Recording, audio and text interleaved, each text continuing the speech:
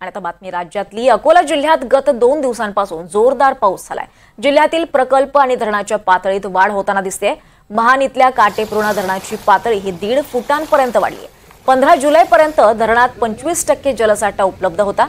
सध्या अकोला शहराला 7 दिवसाआड पाणी पुरवठा होतोय। तो आता 3 दिवसाआड करण्याचा प्रयत्न पालिकेकडून सुरू आहे आणि याचाच आढावा घेतलाय आमचे प्रतिनिधी योगेश शिरसाट यांनी।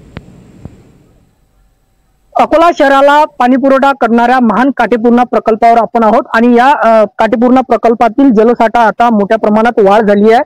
जवळपास 15%च्या जवळपास ही या 2 आठवड्यामध्ये पाण्याची वाढ झाली आहे।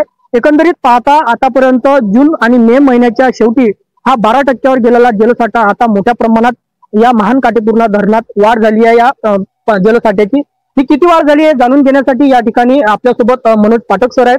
तर काय सांगाल, नेमकं किती वाढ झाली, काय सांगा?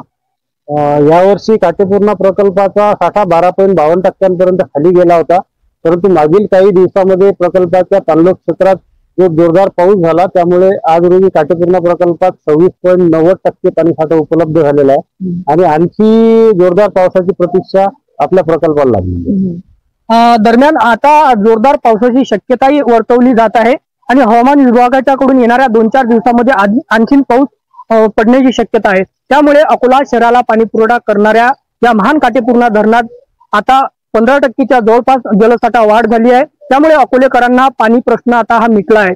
जवळपास आता अकोले शहराला 7 दिवसाआड पाणी पुरवठा केला जाणारा आता तो 3 दिवसावर पाणी पुरवठा करण्याची प्रक्रिया सुद्धा महापालिका प्रशासनाने सुरू केली आहे। कॅमेरा पर्सन चारुदत्त सोटेसह योगेश शिरसाट, NDTV मराठी, महान बार्शी टाकळी, अकोला।